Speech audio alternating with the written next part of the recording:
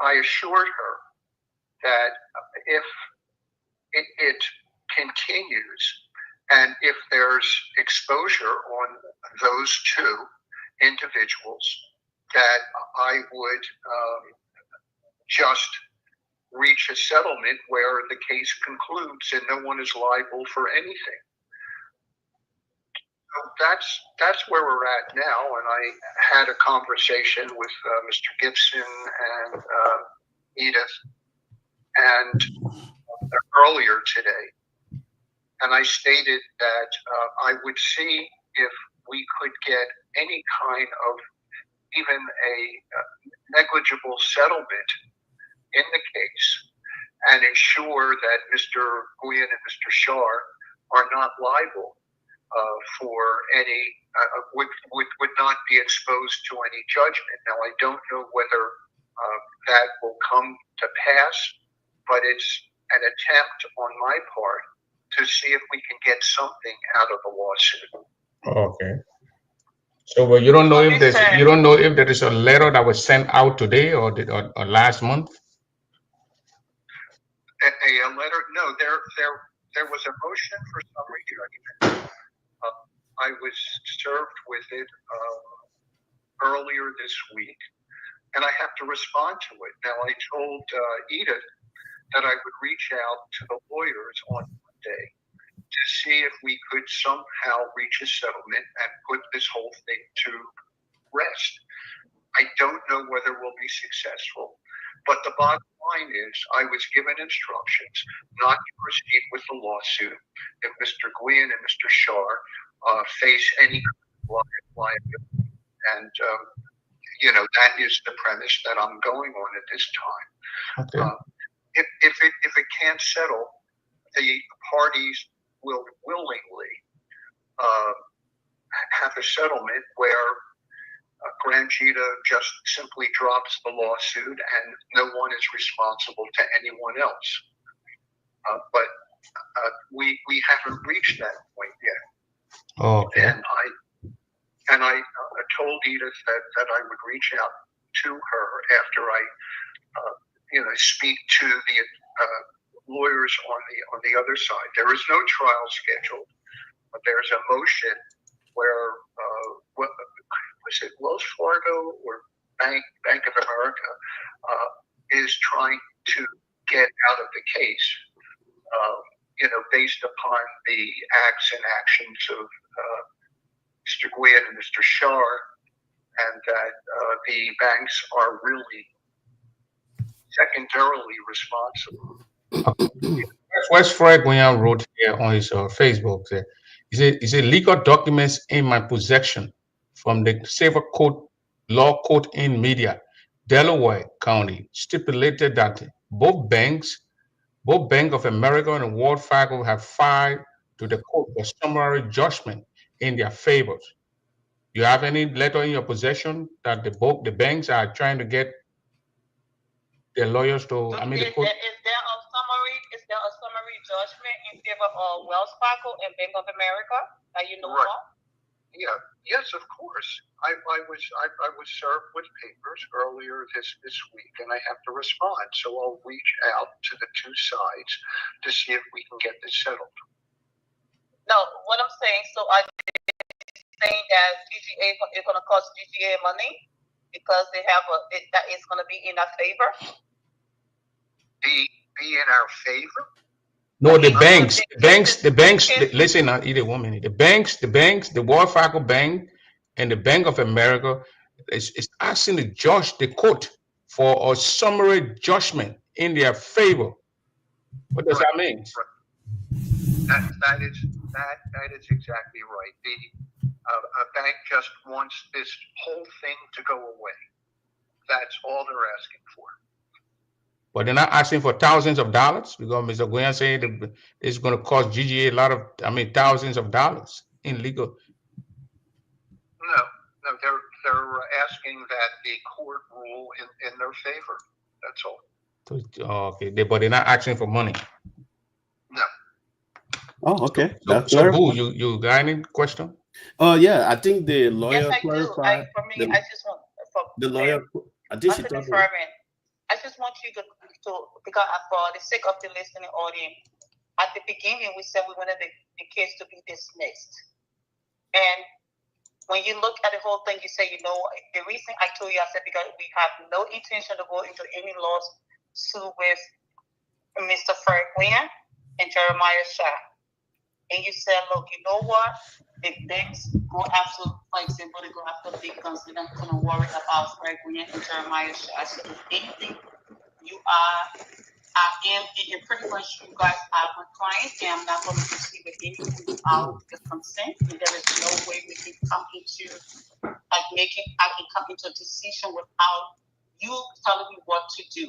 In this case, that we have document between you and GGAA stating that we do not want any lawsuit against those two fellows or our breakers. And you verified, understanding, you replied, and you said, of course, we are not going to go into any lawsuit, which there will be no lawsuit for them. So in case if that happens, the whole case is going to be dismissed. And I just...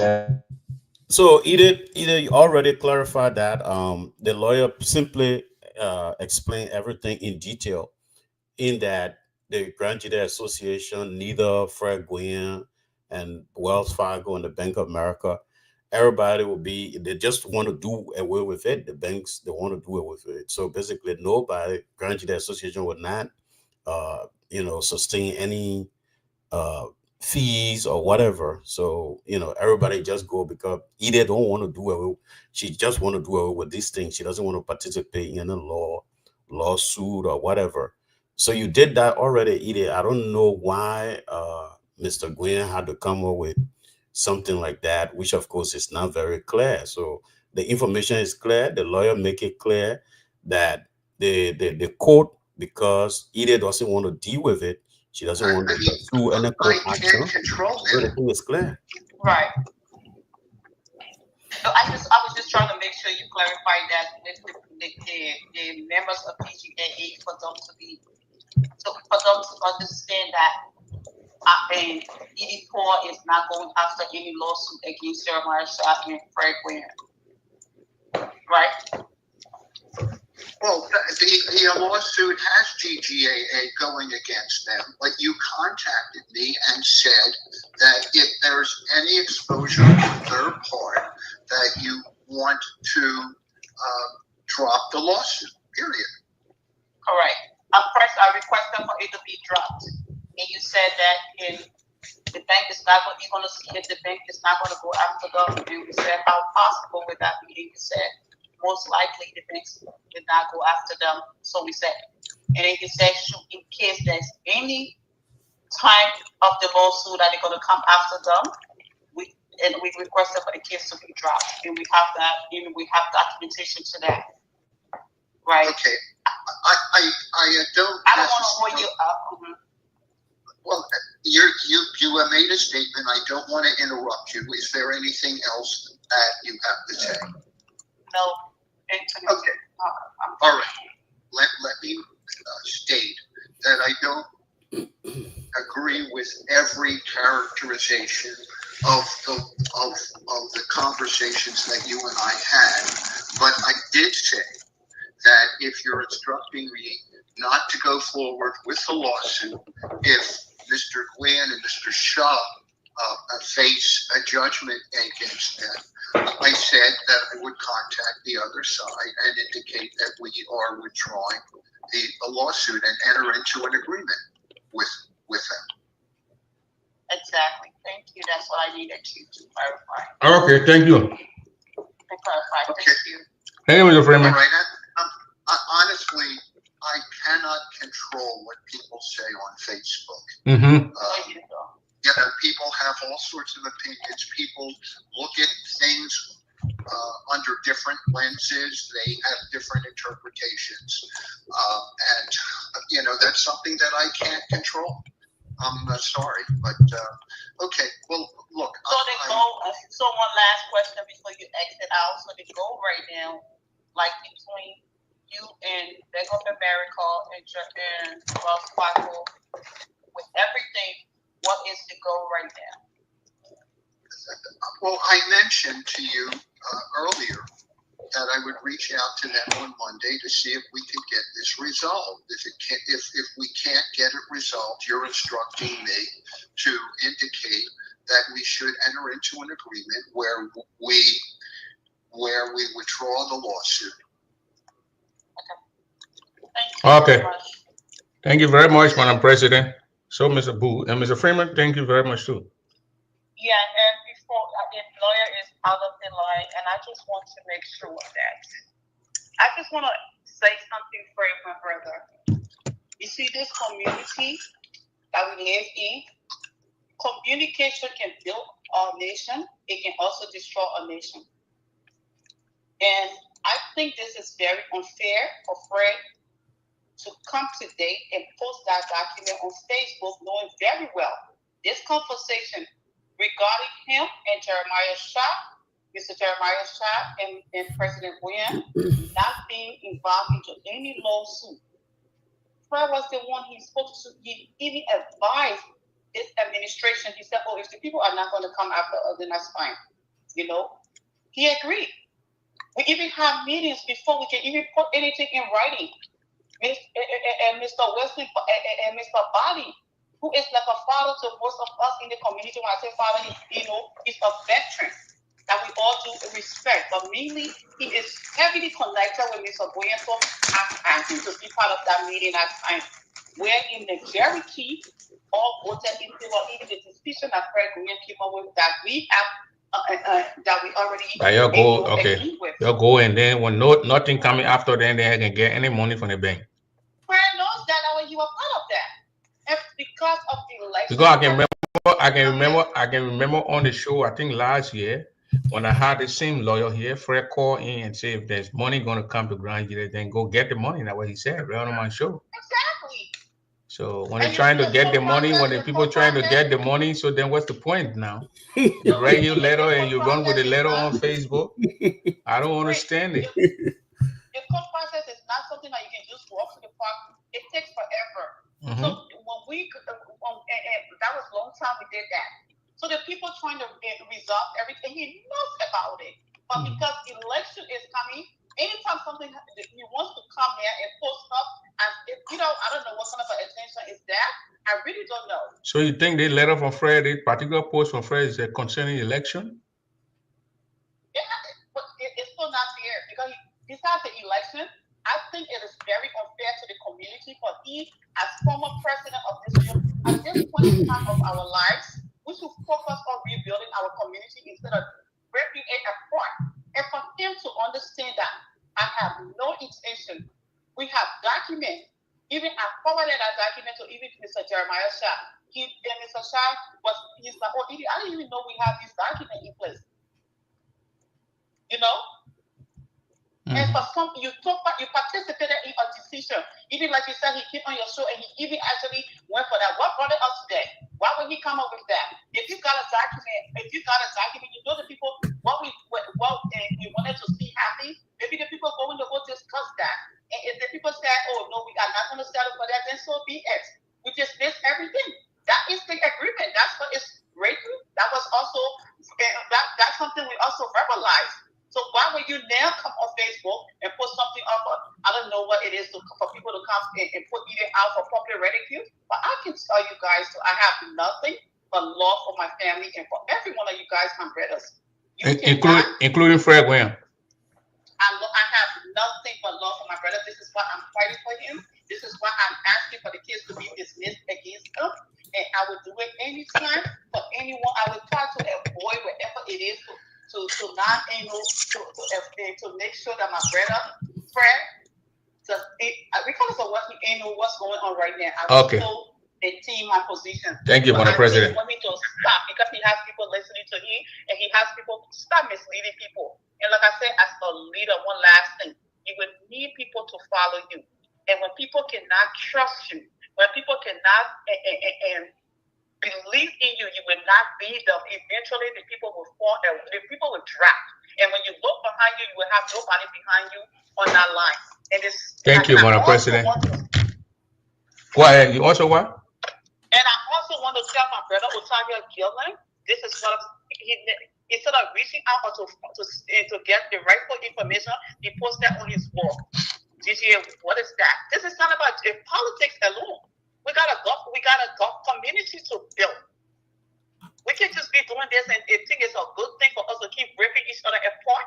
So what if something happens? Why can't you just find out from Edie or to say, Edie, you know what? If this is the case, what can we do to drop this case? Let's say for better case in West politics, Madam President, politics, we're running with politics, and you have to understand that politics is politics. This is ridiculous. Okay. That's all I can say. We need to actually grow our community instead of trying to rip it apart. Thank you, Madam President. When you look for a position, when you get it, you still need people to support you. Thank you. Support each other. Thank you, Madam President. Thank you. Boo unit.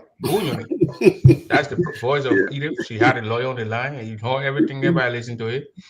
And Joanna said it's like that, like Bogart or trying to reopen the fake 16 billion case because Bogart told people to open a big case. Why did people kill the Crown? People say the Crown report everything. Say they get it. Even when they put open the 4 missing boys or 3 missing boys case. Why the police chief saying that there is no foul play to drown? That's what we are saying in the Grand Gedeh community. Yeah, that is different. What she's talking about, I don't think she understands what's going on. So, I mean, the case is the lady who is the president, current president, she said she doesn't want to deal with it anymore. So let's just move ahead. We can't go back to litigate something that the president says she doesn't. So, what do you think Fred was trying to pull today? I think it's just a political talking points. I think your man want to score some political points, to maybe harness some, favoritism for himself, and also for the person he think he want to endorse. So we don't know what political thing the man trying to blow up there. Oh yeah, I mean, if you're looking at the whole thing, because this is election season, so anybody can come up with anything. But at the end of the day, the person who wins here is Edith, because Edith decided from the beginning, she said that she doesn't want to deal with the case. So, there be it. She's the leader. If she doesn't want to pursue it, fine. And it's good for everybody. As the lawyer said, the banks, they don't want to deal with it too. Banks deal with their character too. I mean, they are financial institution. They don't want their names to be in a mud. So basically, they want to do it with it and they want it to end. But if it ends, both parties go without anything. And the way Fred presenting it as if to say Grand Gedeh Association will pay money. No, nobody going to pay anything here. The lawyer said it. You were very clear, but you were very emphatic.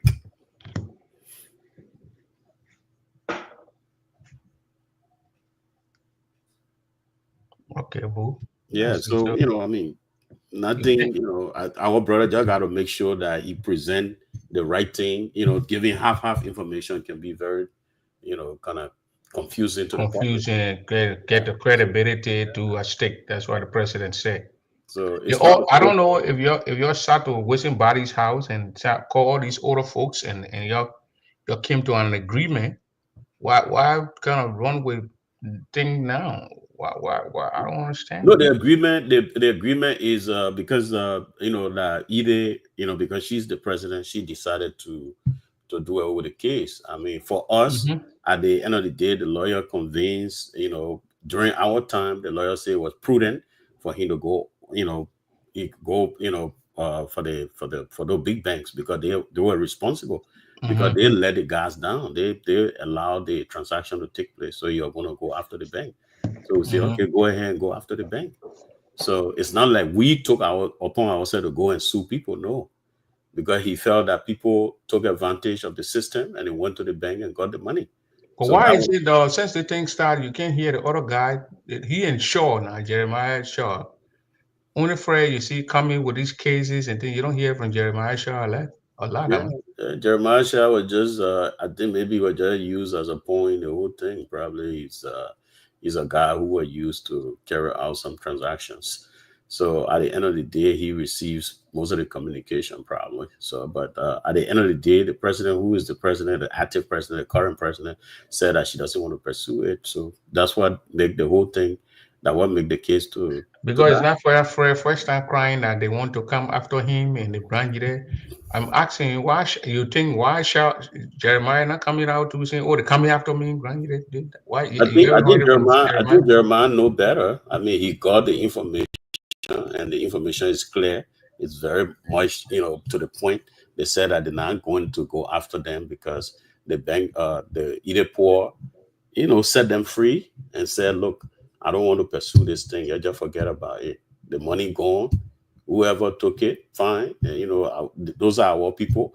Those are our family people. Even though they went to the bank and, withdrew the money, they ate the money, there be it. She doesn't want to follow it. She doesn't want to, bring out, fighting and that kind of stuff. They said they took the money, they use it for, I don't know, some development stuff. They said it did.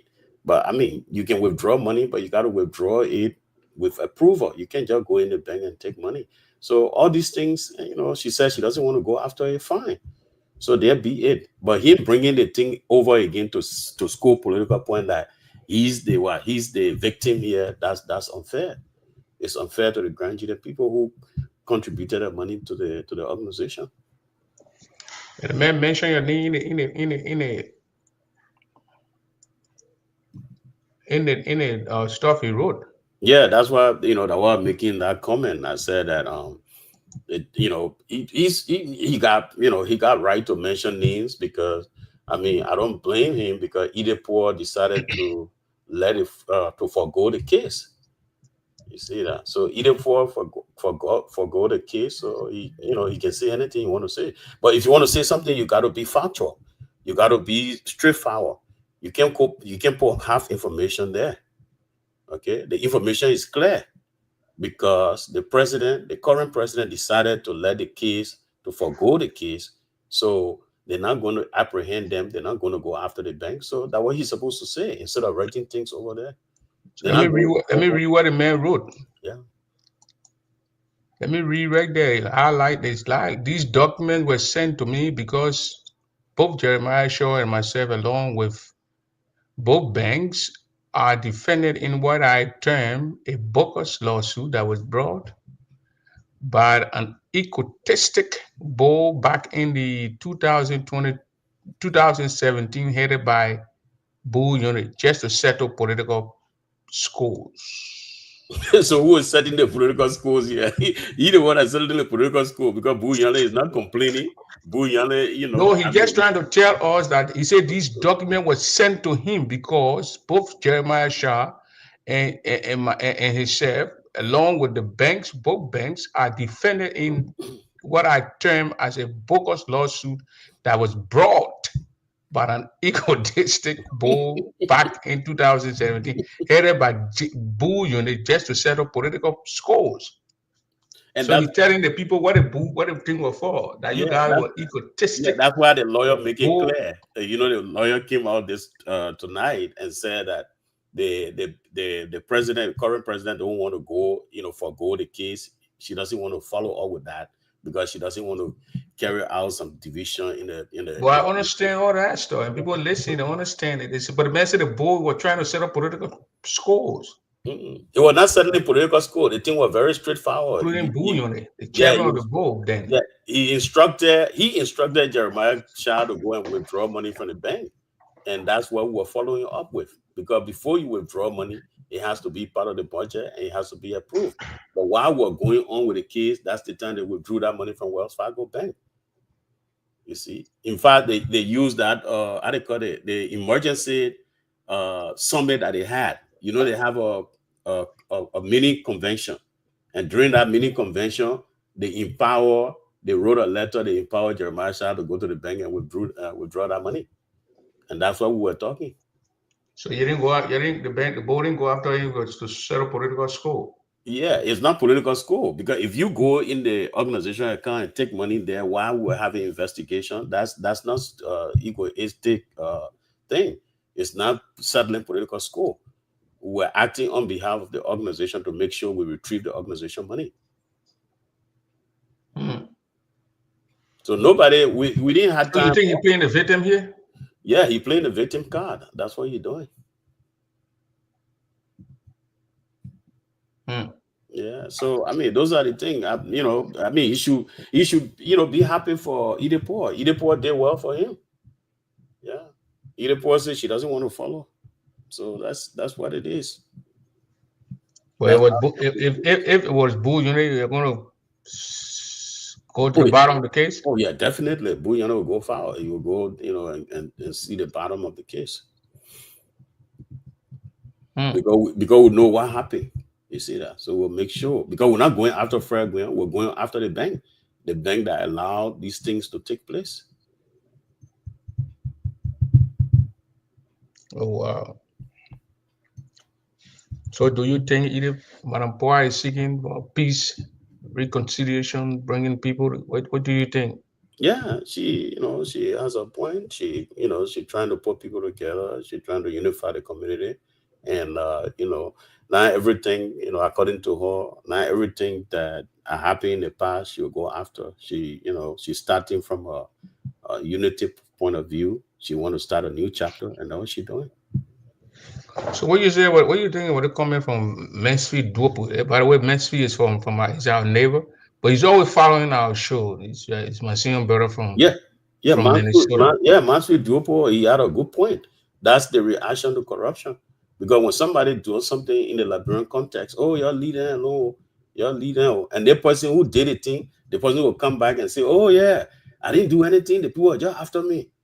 You see, those are some of the things. And you're going on in your community today. You see, and these are some of the things. And you who go after the person, you become the what? The snake. Or you become the what? The buffalo or the the lion in the forest. So So all these everybody things, try to all hit the this victim. court process with Fred being pinched, everything started under your leadership when you took over the board, 2016, 2017. So you started the case. Yeah, we started the case. Well, we didn't want to sue us.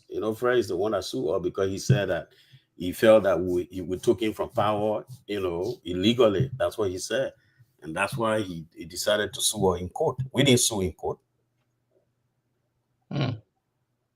So then but how he, come how but come Bank of America came in when the man sued you? yeah, the way he reflecting the thing now, like we don't want the people who he making himself to look like victim.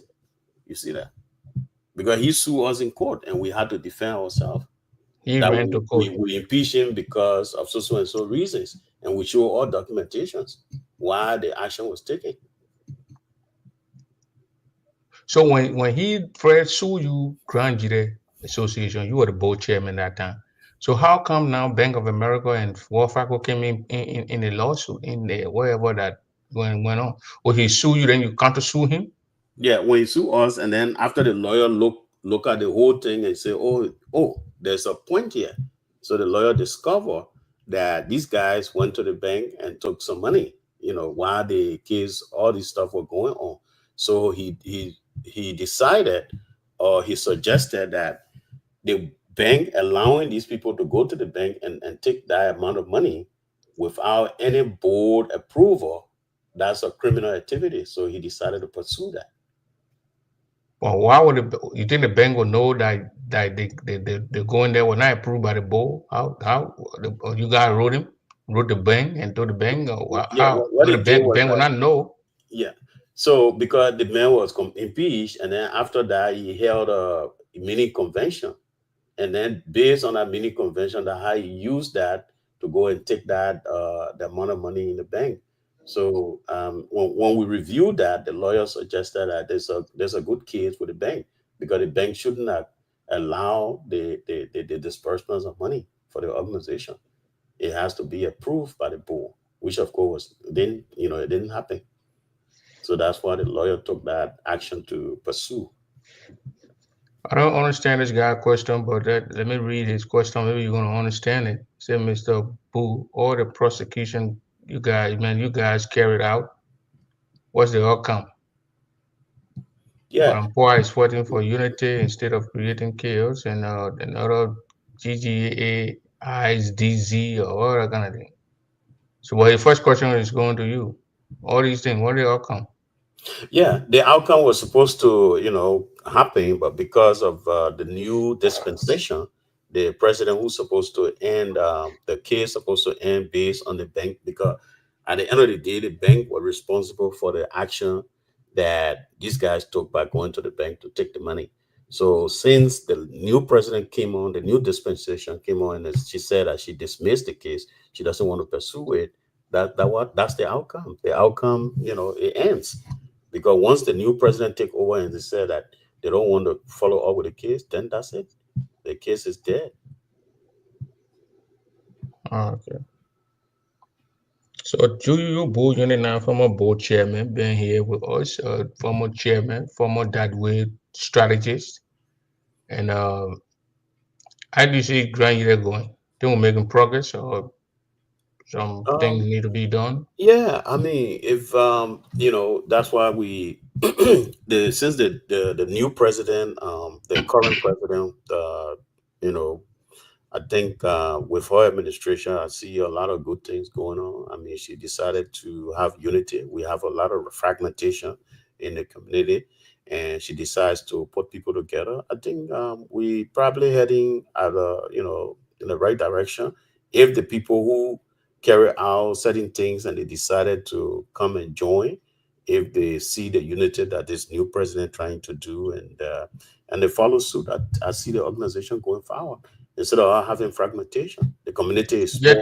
You just talk about Mr. Goyam playing the victim card here. You think he need to abandon all this thing in German bowl and make progress like the president is doing?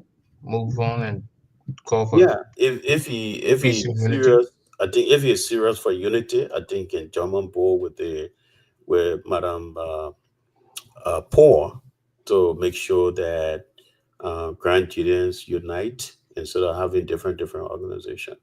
I think with one, everybody getting together with unity, you can do a lot of things. But with division, it will be difficult to carry out some progress and helping each other in the community and be able to help our people back home. Because with unity, you can be together and be able to collect money and do something substantial back home and also here in Americas because the people here need help. Not people home alone, but people here need help. I mean, these are people. I mean, if you see the community today, there are some people here who don't have papers, and the people they are deporting people every day. ICE arresting people. There are some of our community people among those people. So we have to make sure that we can reach out to those people and help them out. Like some people who don't have jobs, we got to go and help them out. People who losing their jobs today, we got to go out and help them. Whatever help we can do, what other help the organization can do, because the organization is there. It's You there think for the those people people. need to reach out to the administration because I don't think they're going to get the prop in people businesses. But I mean, you can reach out. Yeah, the organization too can have emissaries to look at the names and look and reach out to people and try to whatever help they can do for those people and help them out and be able to find do de-traumatization. Some people who are counselors, they can be able to volunteer and go out there to help those people. So community is there. It's not just there for politics, for politicking. Now when election coming, we go out to go talk to people, but we should be there we should be our brothers keepers, our sister keepers. We don't wait until there's election before we talk about those things. So I think that's a good thing she's doing. She's trying to unite the people, and I hope people can see that too, and be able to look at her as a lady who's not like we the men and we are fighting among her. It's every day about who is egoistic or who is power hungry or power greedy. For her, she's not that. She want to bring people together. So I think she'll do better if she's given a chance to finish her term. Our term expiring in May. Yeah, I know. She should be Let given me another finish term. to finish her platform because she had not even started the project or platform. She been doing it like, for example, they said as a container living, like carrying some stuff back home in Liberia. So I think she have enough money and she has a lot of projects on hand to finish or to complete. And the last time when I spoke, I talked about how they should have an office. I think having an office is very important too, because when she have an office, she can be able to garner help, to be able to request for help from different organizations with the 501c3 they have. I think they have a very good chance of getting a lot of help out there to be able to get a physical office. I think that would be a starting point to be able to carry out some of the projects that they have. They can be able to complete. Okay, so you endorsed Marampora yesterday. Do you still stand by that endorsement? Oh yeah, yeah, 100%. Unequivocally stand by that endorsement, and we not just talking about word of mouth, but we're also doing the print media, in the print media and the electronic media. Because right now we are on the electronic media, but the print media we have to do flyers. I mean, sending things out there to encourage people so that they can be able to get together. Okay, let me read this coming from McCavin, Lever, Madison. Is it Madam Paul is very smart to request the case to be squashed because it is obvious that the case wasn't about corruption, but rather a case of ego between two men. What is he saying? Yeah, anyway, Two this. men. Who are the two Yeah, men? You and Fred? yeah, don't mind. They're looking at it like there's a problem between Frem and that. No, there's no problem. The problem is it's not about something between two persons. It's about another person going to the bank and taking money and using it for themselves without any authorization. And that those are some of the things. So Yeah, it's but he said the case is about two ego between two men. Fred yeah. sued the organization. Fred did not sue you, so I don't know why he meant the case between two. So that's one of the things, yeah. So I mean, I think he But had Fred to. went to the court. He did not say I'm coming to sue Boo. He said I'm going to sue the Grand Okay, Gedeh Grand Gedeh Association. Association. So I don't Did know he why. sue you? No, he sued the organization, but I mean, I don't know. But I mean, I'm part of the organization because when you So you sue happened to me, be the board chair at that okay, time. okay. So So when you obviously you sue the took the. organization, you suing Boo Yonley. You see that?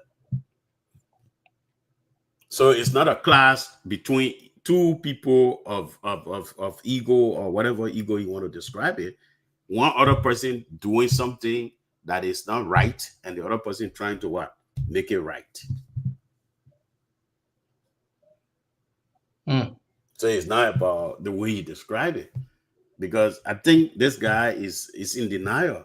Okay, Who guy? the guy who wrote just now, wait, McCarvin, man. McCarvin, he But do you refused. know him? I just met him several times, but I don't know him But very when well. you see him, you can recognize him. You see the guy. I don't think I can recognize him. Maybe probably I don't know, but You yeah, don't know Levi? no, I don't know him that much. I wanted, Come on, this man is a popular man among us. yeah, the only person I interact with was Bobby Toady and the other guys. Bobby's nephew. I think he's a nephew. I think But I think I interact with brother Bobby. cousin or nephew. I think. Yeah, I interact with Bobby more than him. But I think I met him, just slightly, but I didn't have really good interaction with him. But for him, he looking at it from that perspective. Okay, I'm not looking at it that way. I explain myself. If I see something wrong, I follow it up. As the chairman of the board, I can't be there and things going on, bad. And they said that, oh, I just went ahead and started taking action. I wrote Mr. Guion several times. I didn't just get up and start doing things. I talked to people, I met people. We also discussed, we met in Mr. Bali place and all that kind of stuff before I start taking action. Before I do something, I make sure I carry out some, investigation, meet the person one-on-one, write the person. You do all that. And the person does not yield, then you can go ahead and do those things. And So as you I went to said, the elders in the community, yeah, called yeah, few peoples and yeah, people in and yeah. Fred in. You remember I even went and met the elders and all in Philadelphia. I paid my own way. I went to Philadelphia that day. You the one that took me from among the people because the people called me, What do you meeting. mean I took you from one of the people? I put you on my shoulder and ran with you or what? What do No, you no, mean? you facilitated a way for me to get out because Man, I entered that building. I saw me, my Calvin was in that building. Levi was in there in that particular place. You had General Wright and okay, Moses Wright was talking, the retired general now from Liberia, Armed Forces. Like he was trying to, he was the arrows. I saw Daniel Fremont, Pape Teddy. yeah, Papi Taylor, A all of lot of other folks were in there that and when I enter, I show you, they kind of corner you alone, and Michael Goa and all these guys on the other side, and these guys were just like, I said, what are they going to do to this guy, man? yeah. It was. I think I told you. I said, man, this environment, this The particular environment atmosphere, is not this place, not conducive it for don't this look guy. good. So I like call you on the phone or something. You just like, and you walk out. I said, get in your car and leave me. And then when you left, my man, you left me for you to wait for me to get in my car. You just left me in the street. But you know those guys. Those guys are your friend already. You You guys left know me in the each other. street, but man, I had to run in Philadelphia, the Woodland, or wherever area we had. I think I ran across the road, and there was some ladies were in the car. Mm-hmm. I'm not gonna call the name, but there were like 3 in the car. Mm-hmm. So they said, Prince, we're looking at you, run and get in your car and follow boo. I got in my car and left, man. Yeah, but you know, when you see those hyenas were ready to, you know, to do a duel. So, you know, in Philadelphia, there I heard that when police come and you know, when something happened, police come and say, oh, but what happened to this guy? And if everybody in that place, we don't know. That's it. They're not going to force anybody to talk. So it was good. I mean, I owe you a, you know, a congratulations because you did well for me. I mean, I would have been, you know, handled like, you know, the way the hyena can handle their prey. You gotta be handling the floor, George, and George floor. The guys are gonna put their knees on your neck that day. Those guys were going to get a heavy meal. Man, I play with Pac, man. And I said, man, this guy brave. How could he get gold? No, these guys are your brothers, but yeah, it was tense. I just arrived from the airport. I took my rental car. I went down to one of the shops and bought some beer and other stuff for the old people. So when I came, I started putting those things back. And then the guy were drinking, we were talking. And then later on, when you came, you look at the whole terrain. You said, no, man, these guys here, they need to get out of here. I did my presentation, everything. But somebody called me. Somebody called me and said, Pooh is down there in that place. If go and getting out. Your sisters then somewhat in the car sitting. So when they saw me, they said, I went there. They didn't know that somebody had told me to go and see you there. So I called it Daisy. It was Daisy Kamara. It was Bonita and another lady. I think Patient Biddy. Say, please go get Boo out of there. Oh, I see some people. But what is he doing in there? They said, just go there and tell him we're trying to get him, but he's not listening or looking at or listening to us or whatever. So when I went there, I said, Boo. Then I think I called your phone or something. Then you pick your phone, or then I said, walk to me. You told him, oh, come in. Then you walk. I said, dude, you gotta get out of here. He read the whole thing to you. You got inside. Then for me to follow you, I think I went back inside. When I saw this guy, I said, no, I can stay here. I got in my car, man. Yeah, your man said I called in group of Grand Gedeh hyenas. No, you said like you know, they had a hyena. You didn't. But Levi, you guys were you had on some kind of jeans with a boot on that day, man. You never had on those. You had a boot, but who don't even know if a boot had a steel toe or whatever in the front. and then the guy said you called Grand Gedeh hyena, and Messi said slow down. The man is just using the figure of speech. I guess you were one of those. The guy was in the building. I've the 2 guys I can barely actually. The 2 guys they were staying. You know, they had Philadelphia houses, the rooms upstairs. So it's like the stairs area. They were on this. They were side of the stairs, and the pipe were between yours. The older people that were sitting right between there. They were sitting, and you were standing, and you were to the door side when you entered. That who was right there. So the kitchen, all the guys were there. I saw Levi and Marco Goa. Right, the Marco was speaking when I entered. So they position themselves. But I remember when I entered the area, man, you know, man, part two rebel liners. So enter the place, then we gotta read what's going on. Yeah. So when I read the whole operation, I said, "Oh no, boo." Yeah, because for me, I went there with clean heart. I went there. I was just presenting my side of the story, and explaining the thing to the people. I even presented the papers, the document to the old people, and then later on, we're waiting for Fred to come. You see, so that how it happened. And then when I look at the whole thing, I said, no, this. Levi, you say you were not there? But the people who were in that place, nobody said they were violent people, man. Nobody said they were argument, but nobody said Michael Goa is not a violent guy. I know I've been knowing that Brabi from all the way Jonathan. I don't see Michael go for it. He get talk. I don't see him for it. So no violent It person. was just a figure of speech I was using. Yeah, people just talking and this and that. And he said Boo, Yone, and the border room did a lot during those or days. I don't know what we did, but the border room was established to send out information. We disseminated information, and we continue to do that. So we didn't do anything illegal. So it was good that I went there, so they can say, oh, the man disrespected the old people. So I went there, presented my side of the story, shared the document to the old people, what transpired, why we took action against Fred Guyan, all those things. We did that. We did the information. I presented everything. And I don't know why they wanted me to do again. They said, oh, Boo, you only left the place. I did what I was supposed to do before I left. And it was good that you came right on time after I did my presentation, gave my documents, and then I left. So what the old people are telling you to drop wherever, do what? Go to the court? So it was, we did what we were supposed to do. So at the end of the day, it's good those things happen in the organization so that people can see, the other side of the organization. Nothing is, nothing is green. Every day is not Christmas. Sometimes things happen for a good reason. The war that happened in Liberia happened for a good reason. Maybe you never know. We wouldn't have been here without the war. There's a bad side to it, and there's other good side. So anything that happens is happening, because of something. Yeah.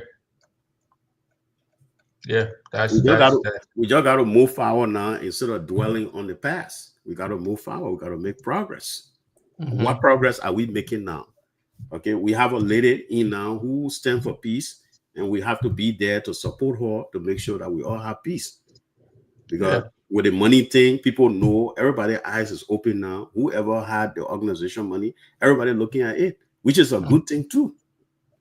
Yeah, the money is intact. They about 50 some $1,000, and this coming convention we flipped it. So we all waiting, and people will come here and we'll flip the money and get a lot of money.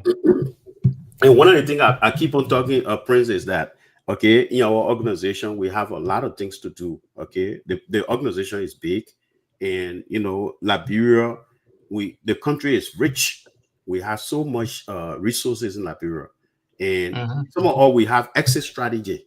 From here we can go home. We're not like the other African American who are here. They're only depending on what they have here.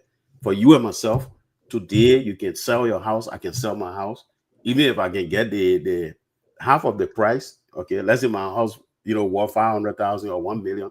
If it worth 1 million, I can get 500,000. The bank get 500,000. I can carry my money and do something back home. Create job for people. I don't have to go to Liberia to look for job.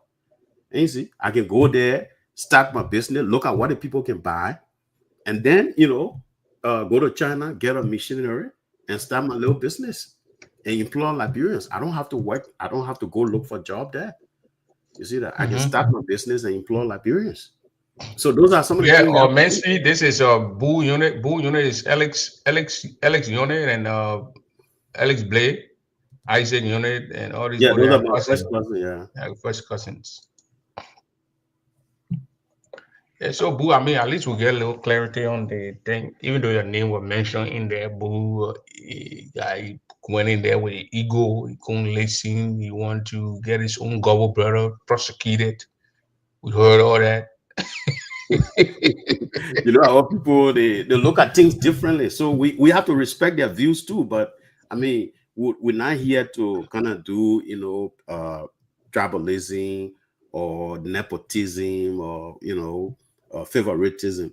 But if your brother is doing wrong thing, you tell them, you say, brother, this is wrong. And the brother continue to do it, you got to take action. Yeah, when you take So action, you spoke to your brother at that time because you brought this brother now. Boo, you remember? yeah, I saw you with the Dadue people. You were one of the main guys. You and Losho Tadu and all these and Marco Goa and your work together. You brought Fred into leadership of the Grand Gedeh Association in 2015 in Phoenix. In 2016, we went into Virginia, Richmond. yep, yep, Was it when you were elected at board chair? yeah. I mean, yeah. I was elected in Richmond, Virginia, but And then the table flipped. yeah, From because there, Boo started getting strong. Boo started. because I explained to you what happened, what occurred before I started, going against the stuff. Like for example, you support Boaka, and then later on, Boaka started doing things that you don't affirm, and then later on, you start supporting the opposition. So those are some of the things. You don't have to support the opposition, but you can support yourself to make sure you talk or you speak out on things that are not right. Okay, for example, nepotism, and the same thing that make Dorbor to go down because they accuse him of nepotism, they accuse him of corruption, and the same guys who accused Dorbor when they came to power, they started doing the same thing.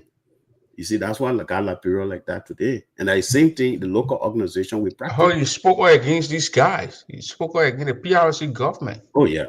They are my own people, but they were doing things that were not good because when it came to power, everybody embraced everybody because all the political subdivision were represented in the PRC. You got people from Nimba, people from Sino, from Grand Gedeh, from Cape Mount, from Bassa, from all over the Liberian, political subdivision that were represented in the People Redemption Council. So everybody liked the PRC. But then later on, the guys start killing each other. You see, these are some of the things that brought about the war. You see that, and later on, it degenerated to tribalism, and then Charles Taylor took advantage of that and put the country people against each other. You see, and then it became Gio and Crown, but it's not supposed to be that way because we are all united. We are people who integrated. We married, you marry Gio woman marry Crown woman. I mean, it was people, everybody was kind of united. But then when this, tribalism thing started, it was bad. You see, so those are the things that destroy Liberia. It will take time for us to really be who we are before. Liberia already progressing. You see, even though Dorbor, it took time for the so-called American Liberians to integrate the country people. But later on, Dorbor was trying to do it, step by step. But people felt that Dorbor was too slow. You see, they felt that Dorbor was too slow, and then they took over. But if they were going to, do these things and get together, and the war was not going to be like the way it is, the way it went. And Charles Taylor took advantage of that and put these guys against each other. I heard you also criticized Chastity. You criticized Ellen Salif. Oh yeah, Criticized oh yeah, George. oh You yeah. Because criticized George. when Charles Taylor, the time Charles Criticized Taylor, George. We are a lot. oh yeah, when Charles, when Charles Taylor took And power, you're not criticizing Joseph Boyka. no, I criticize Joseph Boyka. Look at my writings. I write a lot more than You talking. write, but the writing, some of them not in I bold come here letters. with And one. you had George. We are in Yeah, bold letters. yeah, just listen to me when I having one article coming up for Papi Boyka. He employ a lot of the people from Lofa that are in the government. You see that I come in with all the photos, the names, the ministry that they represent. And that's a bad thing. You can't do that in Liberia. I think all political subdivision, even if you don't do it 80%, you should, 80% you got to do it at least 70%. But most of the government agencies are headed by most of the Lofians. You look at the governor of the central bank, the minister of finance, all the critical areas. You got so many people. Defense. Huh? Defense. Yeah, defense. So so those are things that we have to make sure that the old man, even though people say the old man too old, he's not running the government. That old man not stupid. People say he's sleeping, but Papa not sleeping. You know what Well, going on? you ran his campaign. You were one of those guys who ran campaign. You ran his campaign, ran Darius Dillon campaign. I don't hear you talking about Dillon now. Yeah, DeLong really, he disappointed a lot of people. Even though some of the core supporter, the Basolian, they're still in denial because when you talk about DeLong, he say, "Oh, what did man should do?" The man said he bringing what light in darkness. Okay, he did it for a short time when he succeeded. He's just, he doesn't even talk about the corruption that he used to talk about before, the darkness and all that kind of stuff. So he getting money now. He's quiet. You see. So those are some of the things. But I supported Boaka, but Boaka is not doing what we support him to do. Look at the Freeport. The Freeport becoming one of the expensive ports in West Africa right now. People trying to pass that thing through Guinea.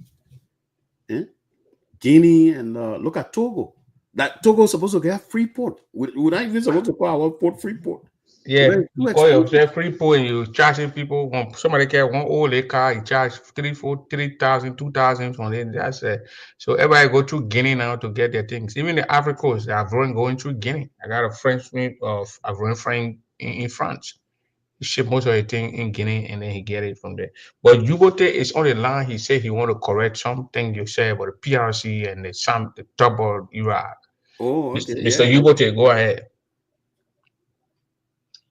Yeah, hello, Mr. Newland. I heard you were jumping here and there on your information you're trying to relay. So you came to Dorbor. As you know, I am author of 2 books and I'm working on another one right now. So I'm doing a lot of research. My research effort revealed to me that when it comes to Dorbor, it is very deep. The overthrow of Dorbor was a scandal. The PRC guys were just used as a front to take the credit. But the actual assassination of Dorbor has external forces involved. Even Victoria Dorbor, the widow, admitted in her book that the people who killed her husband were wearing masks, but their hands were white. That's what she said. She said nobody forced her to say that. She wrote it in her book. So what are you trying to say? You're not trying to put a blame on the PRC people or what? They were on the front. After the actual thing happened, then they came in and took the credit for it. And before Dorbor came to power, William V.S. Sutherland died in London from a prostate operation. The news got to Liberia that he died. American embassy heard it first. They told the chief of staff, he was a man from Nova Sorcon, son General Johnson, I forgot his first name, that the president is there, you the chief of staff, you are here, you should take over. It's time for you, the quote-unquote contributor, to take over. Chief of staff chickened out, he was not interested. He sent a message to Dorbor, who were way in Penang County. They had a mission there with so young girls that where Dorbor used to go and be. So Victoria Dorbor said in her book, when they got the message, Dorbor went in his Dorbor room and locked the door. He was there for something that looked like 2 hours in the room all by himself before he finally came out and they went to Moravia and Richard Henry swear him in. So after they swear him in, they had the inaugural party, and then after party, they had a party that was headed by Frank Dorbor or Richard Henry and some other TWP people. The American ambassador came there. He was a black American. He was the American ambassador back in 1971, something to do that. He was the one that told the chief of staff to take over, and the chief of staff refused. They invited that man to the party. The man went home. He died. A few days later, at American embassy. They did autopsy. Was it Henry K. Johnson? Yeah, the chief of staff, General Henry Johnson. Yeah. The American ambassador was poisoned to death by those TWP people. Apparently, they didn't like what he did. They did autopsy on him. Autopsy said he was poisoned, quote unquote, by the place where he went to the party. That Dorbor there called him to the party. They poisoned him. Even though nobody would pinpoint who did it, because the man, the autopsy, the man was poisoned. Yeah, let me just interject. The American ambassador was the guy they called Westerfield. Yeah, Samuel Westerfield. Samuel Westerfield. Can you please test his name to me, please? The person who gave me the story couldn't remember the name. Okay, I was But saying. they say he was an African American ambassador. He was poisoned. They did an autopsy. Yeah, he was there from Everybody went 1969 to poison him. 1972. Samuel Z. Westerfield Jr. Okay. He was poisoned, number one. Number two, Dorbor took over as president. 2 years later, Israeli people were attacked by the Arab, and the Israeli defeated them in 1973. So everybody said that the land, the Israeli capital should be given back to the Arab. And the Israelis, at that time, it was the woman called Goy Maher. She was the prime minister. She said she will not give it back when you go to war, whatever capital is yours. So all the country took over. They said they would broke relation with Israel, including Liberia of all places. Liberia signed the pact to break diplomatic relations with Israel. That's two. Number three, with it over now, people, he's not going to be like Tubman. He is going to go, quote unquote, non-aligned. He's not going to be on the Western wing. Anything Washington D.C. say, that's it. That's it. The what Tubman was doing. So he said, he'll go non-aligned.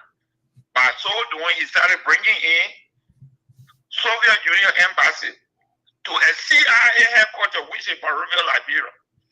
When he started bringing Eastern European to Monrovia, Russia, shaming everything like CIA was doing.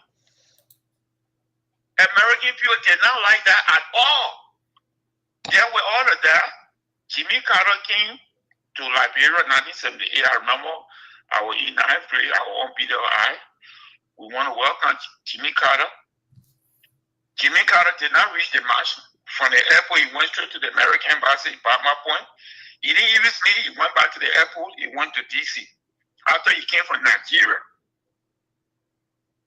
The next year, 1979, Dorbor came to America here to speak at the UN. And his speech, he condemned Israeli for taking Palestinian land, and he also said Israel should agree to a two-state solution so they live side by side with the Palestinians. And he added it to say, we, the human race, we are all one people. Kukatono. That's how he ended his speech. Mind you, the place where he lived, the executive mansion was built in 1964. It was dedicated. It was built by the Israelis. They built that mansion.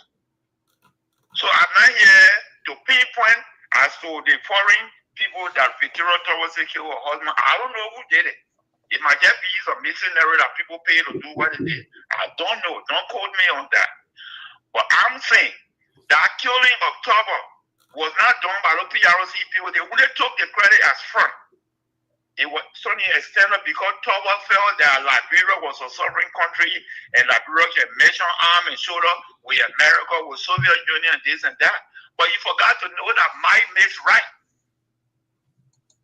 Example, your little daughter, you got in the house at Prince, will go drink the milk bottle. Then you say, don't do it, you slap her. Don't drink out of the bottle. You put it back. Then 2 days later, she see you drinking out that same milk cup. Then she say, oh, Daddy, I thought you told me not to do it. You slap her. What would she do? You got the mind, so you got the right. That's how it is on the international scene. Whether Dorbor did not do what William Pierre Tubman did, he knew that he couldn't mention with America or Russia or whatever, so he stayed in a place. He allowed Americans to come take over Monrovia CIA headquarters to do whatever they want to do. All he knows is you keep him in power. Anything he wants, you give it to him. When Dorbor came, he decided to feel that he and America can measure her. That's what brought it down for not PRC, not Rice Riot, not whatever it is. This is the real issue. Okay. So I'm saying this to say maybe Bouillon did not know, but I'm doing my research. But what they boo only quoted the people who said they won't get over. So you can blame everybody. I said they took credit now, but Victoria post everything else. Yeah, Victoria got a book. You can go on Facebook, on Amazon. The white hand or what something like that. Yeah, I respect the broader perspective. I respect the broader perspective on the history. Leave it right where it is, but she came and she decided to tell the truth. Do you know that there are some Congo people right now who trying to change what Victoria Dorbor wrote? There's a guy called Archie Williams. He quoted that book. when you reach to the part where the woman said a white hand and mask, he said he saw the more protecting, they look like rebel dancer, warrior dancer. When I read that thing, I called him. As soon as I read the issue, he hung the phone in my ear. I said, don't come mislead the people. The woman who wrote her book said the people my husband were wearing masks with white hair. Why you took it out of the woman book? Because you read time what the one wrote in the book, and when you reach to that sentence, he took it out and put something else there. Then show you the record now, put your own book and put it there so we'll go read it. What did I sound, man? Do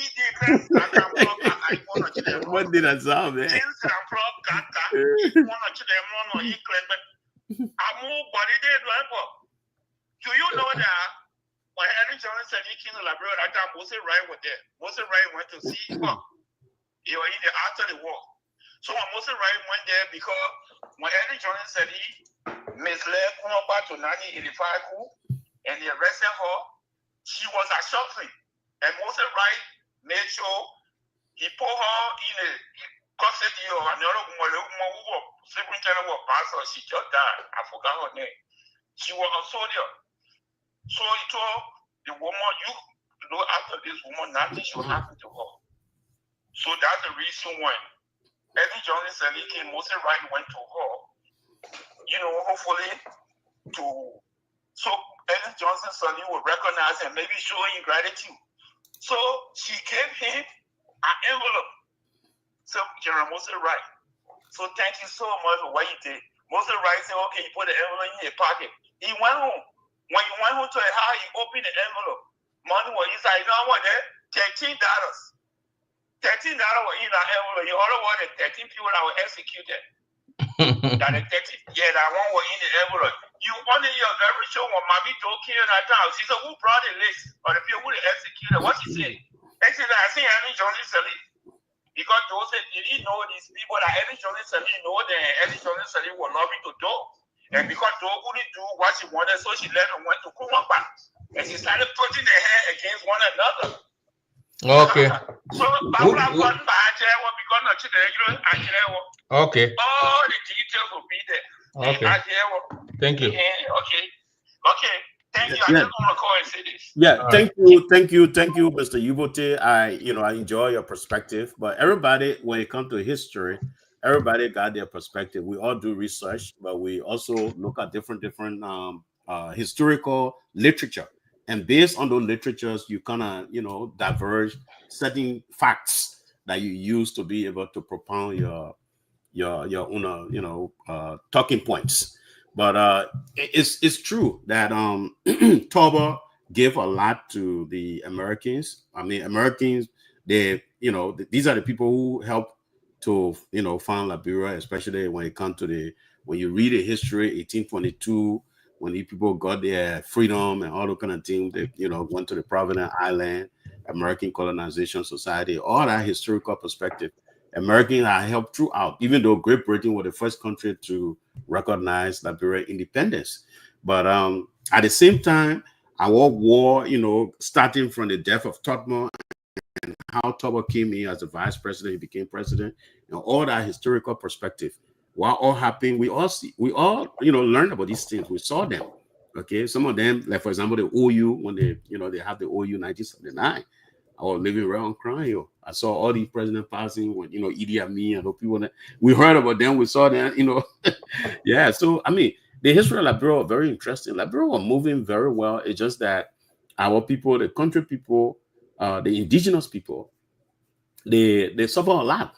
In the hands of the so-called those other black people who felt that they were better.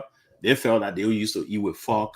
And our people used to eat with hand and that kind of thing. That's how they try to look at civilization and that kind of thing those days. Somebody who can dress well, if you are clean, you wear nice clothes, you look good, then they put you in a particular class. And those are some of the things that really brought Liberia down too. Because it's not good to put other people down. And these are some of the things, like when you go down to East Africa, Central Africa, and then Southern Africa. When I was in Eastern Africa in Kenya, going to school, these people, they proudly speak their languages. You meet a Luo, you meet a Kikuyu, you meet a Luya, or Kamba. You know, those people in Kenya, they display, they speak their languages. But in Liberia during those days, if you speak your language, people say, "Oh, I'm a countryman, man. I'm a countryman." But when I went to that place, my man, it was very shocking. People speak their languages openly, and the people celebrate their traditional values. And I went to Zimbabwe too. I saw it too. With all these different, Bulawayo, and you the Zulus, you find them in Bulawayo. Then you find the other group that Mugabe came from. I don't know whether it's the Tongas or whatever, but they're very one of the largest group in Zimbabwe, and those people speak their language. Their country is well developed. You can't even find a people on the street in Harare, the city of Harare. When I was doing my teaching certificate there, after doing my undergraduate in Nairobi, I went to Harare, my man. At that time, Liberia, Torbor had a good, dealing with Zimbabwe. He was supposed to go there for their independence. By the time they toppled him, they overthrew him that particular time. He was supposed to go to Zimbabwe for their independence. So we had a very good relation with Zimbabwe. So when I graduated, I went to the Zimbabwe High Commission. I wanted to get a visa. They said, "Oh, no, you're Liberian. You don't need visa." I talked about 1995. And I went there, I got down at the airport in Harare, my man. I was the Shona. Thank you, my man. The Shona people, your man Mugabe is a Shona. The Shona, I think that the largest group in Zimbabwe. They are very smart guys. And, the other group from Bulawayo, I think they are in the Ndebele. Yeah, in the Ndebele are closer to South Africa, because Bulawayo is just, near the border with South Africa. But the Zimbabweans are very smart, because what Mugabe did, he did very well in Zimbabwe. He invested a lot in education, especially tertiary education and vocational education. So when you come from high school, you go to a vocational school, you learn certain, trades. It depends on what you want to do, whether you want to do carpentry or plumbing or whatever. But if you look at the whole of Southern Africa, the Zimbabweans are in a lot of them in majority, especially vocational people. If you find a technicians, computer technician, you find a plumber, if you meet them, a lot of them are Zimbabweans. When you go to Botswana, a lot of these guys are also Zimbabweans. The plumber, the electricians, and all that. And these are some of the things we need to incorporate in Liberia. Because when we go to school in Liberia, all I want to do is accounting, want to be at Liberia College on the main campus. Everybody, "Oh, my man, what are you doing?" "I'm doing business, my man. I'm in business college, man. Agriculture and all the kind of things." People put it down. So I think it's time that we Liberians, we need to look at, some of the things that can, help our people to build wealth. You see, we need to advise our younger brothers, our kids, to go into vocational education, because vocational education can help. Because once you graduate and you are a plumber, you are an electrician, you are a construction person, you can get a job, or you can even create your own job. So those are some of the things we're missing. But the war brought a lot of things that, even though it were bad, but also opened our eyes, because most of our people were able to travel. They went all over the world and they learned new things. There are a lot of Liberians who are doing well, Prince. I mean, I see you go to Liberia, you're doing a lot of stuff down there. You build your own little place, and you are improving yourself, which is good. And as a community here, that's what our community need to do. And these are some of the things we'll try to talk to Edith. Since we were there, we saw it. We didn't have the opportunity to implement those things. So since we're supporting her, we'll give her the ideas to make sure that she, carry out those things. These are very good things. We need to reach out to our community. We need to talk to our people. You see, instead of every little thing we get, then we will send it back home. I mean, it's a good thing. Make no mistake. But you have to take care of your home first. You got to make a foundation. You got to build a foundation here. And then later on, while building that foundation, you can also help back home. You can do a lot of stuff. But we have to build a foundation here. Have a physical office, because when a child is born, the child crawls before they walk. So we get a physical office where people can go and interact. And, as I promised, I said I'll get a computer and a laptop for that office, or desktop, so that people can be able to, we can use that office to be able to get things for the organization. The organization has to be there too to help the people, because even in Liberia, when you send you go to Liberia right now, you send a little child to go do something, they'll ask you, "What is there for me?" So the people here, even though they're paying their money, but they want to know what is there for me. So we got to find out what is there for the person who is investing in the Grand Gedeh Association. What is there for them? You see that? So we need to study that and find out what can we do for our people. Because once you invest in the people will come, they keep coming to make the organization to be powerful, to be strong. Because Okay, the whole financial base we Boo have. Unit tomorrow or Saturday, we're gonna do another show and we will lecture us a Oh, yeah. lot on these things. You Oh, and yeah. you and you got a lot of ideas, Oh, yeah. and I will even bring my senior man here, Yeah. Mansfield Dorbor. I Oh, think yeah. Dorbor is a nice guy. he's a heavyweight too. He say you are heavyweight, and but we want Mansfield to compliment it. I think Mansfield are the one of those soup or sula president for the people that they man. They are politicians. The man went to Minnesota. He did political science. I don't know if I went to your graduation, but Oh, okay. we were there. Old time we heard it on the feed, veteran Oh, of okay. Blau. Oh, wow. So Yeah, and I my look phone forward one to meeting time you. I know my phone something happened to my phone. Man, sure. My country guy doctor he's a horrible for it. I said, Papa, you enough to do how man. Oh, Yeah, wow. well, you have to heal my leg that time in Minneapolis, 2000, I think 11 like that. Yeah, Wow, that was good. That was good. We yeah, we want to meet those type of people. We are all Liberians. We want to make sure that we carry something good home because our people look, they look forward to us after we stay abroad for a long time. Getting all the fancy degrees and all the kind of thing. We have to go home and help our people, help ourselves in the process too, and be able to direct the young minds. The yeah. mistake we made. We don't want to make that them to make that mistakes. Hmm. Yeah, so we'll do one of these days. I will just look for maybe we can do it on a Sunday or Saturday. Yeah, One on of a these Sunday or days, yeah, Saturday, on a Sunday will be yeah, we good. got to do it like that. So, but Yeah, tomorrow I bring in the Putu people, the yeah. Putu, Poro King, or Yeah, Apuelabo, Porobo, Apuelabo. Portable. I Very will good, you bring got in it. it. Yeah, You say Apuelabo, you got it. I call it Poro King. The guy was fair with me. I call it Poro King. Yeah, Apuelabo. Guy who make crime man, call out people that I say, well, I need that thing. You go to the Apuelabo. Yeah, Yeah, so yeah, we'll that do would a be good. We look forward to yeah, that we'll one. do a show like that and bring things like that, ideas on Liberia. Because the whole history of Liberia, especially I don't know, there are a lot of stuff that especially from the 80s where we started to come and see things. The unknown soil, we don't even know what the heck went on with our unknown soil. We don't know when PRC took on. But I can still remember when PRC took over that money, boy, I think I was like 8 years old or something like that. I said, right to Jaratown on the road, international died, Zozidi. I was right there, we stood there, and Doden came and they get passed on the road. The PR, those guys, those dumb man, the man that came with a car and those big cars from the president passing West Kenny on the road. Those passing be throwing cannons and the kids be rushing up going with Yeah. Kenny on the road. Yeah, I can still remember those things. Yeah, me, I just used to be standing by and look at them because I was scared to even go for those things and they were always think.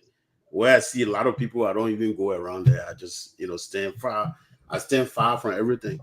Yeah, that's why your man, you still stand for that. Your man, Marco Goa say you just he's a Congo guy. They tell you a Congo guy. They're gonna arrest you. They're gonna arrest you. They're gonna take you to your Congo man. So don't matter, boo man. We're down there talking with the thing in the man. You pass. The man go to class. He come. You go. I know you think better power. The guy calls boo. Call me. See, I made a man call. See, I said, boo. I mean, the man was talking. He said it quick, so I could not hold it. But Marco go and boo. They arguing that. Your manager used to look at me and say, "What kind of guy is so they got different?" When I see them doing things like that, I can just look at them and say, "But what are you guys doing?" Yeah, but look, you're no student and no political like one of those like they got soup and sula. You're not in one of those groups. No. I was just on a campus, mind my business, just do my studies. I was not in their stuff, no. I ain't no political group. But I prefer the write up. I prefer writing than get engaging in these talking points. With people arguing and that kind of thing and all. Yeah. I know. Yeah, that's what Goa said. He said, man, arguing we're gonna start a publicly and Grand Gedeh Day everybody student looking group. and that kind of thing. Boo Yeah. can you want to be part of all when the man can, and the man said, I know Boo from Grand. Then he come, I know this guy is a gobble guy, he's a crown guy. But he come, he look, and then he just go, he just said, the guy said, Boo, so I come on, man, all right.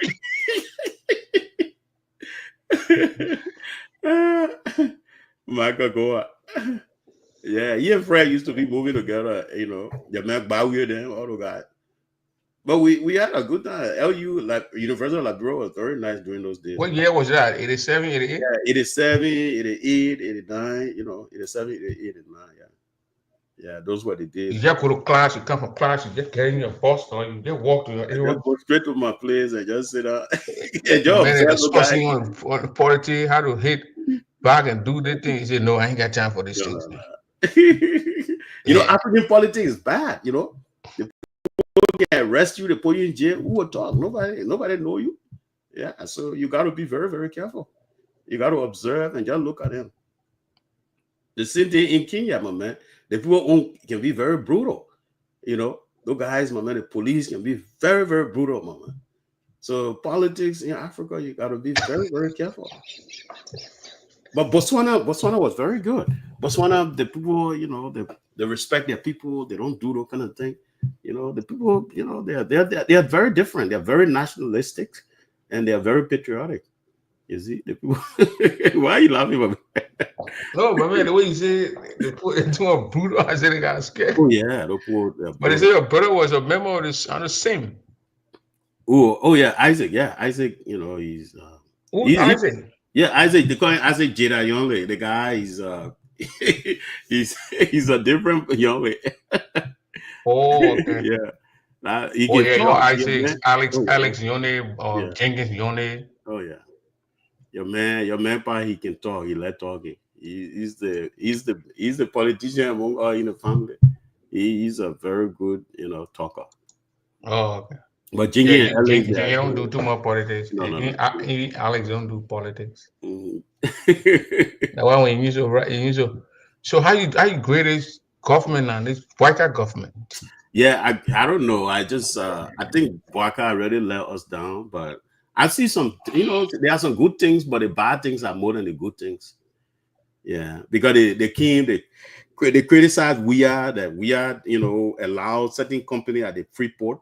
They were putting a lot of fees on people who were importing stuff, you know, and even some of all who try to export. Because I used to do a lot of, you know, a container business here in the southern part of Florida, southern United States, like Georgia, Alabama, Florida, certain part of South Carolina. I used to get people things and ship to Liberia, but the corruption at the port really made me to stop. So after Ellen leaves, things were just bad. So I just stopped, and then, you know, give all the customer to my friend to, you know, do it. But it's very bad. I mean, Boaka, we thought that you are going to stop that company. What is it called? The company that at the port that they say they do CTM or what? What do you call it? CTM or something. Okay, CTM. Look, guys, my man. Look, guys, they don't need to be there. When you're shipping from here, they give you the tracking number already. So you don't need to pay for tracking number for what? It's just another form of corruption. So I think they said that they would, you know, while they were running the campaign, they were going to do it with that company. But they're still having that company. And they're extorting money from Liberians, people who are shipping. Okay, Boo. We'll do another show, and then we're gonna do another show. Yeah, thank you, my man. We'll contribute some of our contributions so that we can be able to pay the. Okay, yeah. Jenkins and Who I know the lady that contributed yesterday? Somebody contributed. Who is it? That Dino Tally, the great Dino Tally. How much you contributed? She gave me $50. It's still in my. Man, you need to announce it. That will empower a lot of people. Just do a flyer and just, you know. We'll do a flyer, Bull. We'll do a flyer tomorrow and put it out there, and people. So everybody will start doing something. She did well. Yeah, that picking now because I can remember Jenny and that picking son in Booking Park there. I can remember that one. The Mansfield guy, they Mansfield man from 2 counties. They man from I think Grand Crew and Nima. But he's too much with the Grand Crew people. They man speak Crew. Really? More than the Nima and He's a speed of crew guy. You play football, pour that hold this. I think he said he live with grandma, so that's yeah, why, I yeah. see. Yeah. They got a lady and woman we need call now the woman that crew. Your man McCarvin say I travel extensively. I say, yeah, I travel. I went to school in Kenya, then went to, I travel all around there. Seychelles, Uganda, Tanzania, Zambia, the other country, what is it called? Down from Zambia, you go through Malawi, yeah, Blantyre. I went to Blantyre and Lilongwe, and then went to Maputo in Zimbabwe. During vacation, we go to those places. So I was in Gaborone in Botswana, and then we used to go to Johannesburg, Cape Town, and Zeltrini, and open a place, So I mean, Southern Africa is my play. I always play the South African music, intertwined with the Crown music too, and the Geo music. I like all the music, but man, I don't, But at the end of the day, we are Liberians, man. We need to celebrate each You other. still play the you say what kind of music now? I played the South African music, the Kenyan music, and all that. Yeah, even Seychelles. I used to visit Seychelles a lot because Seychelles is about 2 hours. I think about 1.5 hour flight from Nairobi. Yeah, Seychelles. Okay, man. Boo. Thank you very much. Yeah. Okay. Thank you, ladies and gentlemen. That's how we're gonna do it tomorrow. Again, we're gonna have another guy. We're gonna have some group of people here to do some. Politics now. Grand Gedeh Association, they're gonna endorse someone tomorrow. We don't know who they're gonna do, but we're gonna know tomorrow. So I'm trying to work on the flyer and then probably put the flyer up in the next hour or so. So stay out a little bit late tonight. The man said Boo is a global citizen. I would love to visit Zimbabwe. Yeah, you get what I said, nice. And then he said he travels a form of education. Now, Messi said, tell them how I used to dribble you and ball. Men feel that that old time of football when they can bring a draw me. I go play football, I finish and go eat my palm yeah, my blood run out. All right, man, ladies and gentlemen, good. Thanks for watching.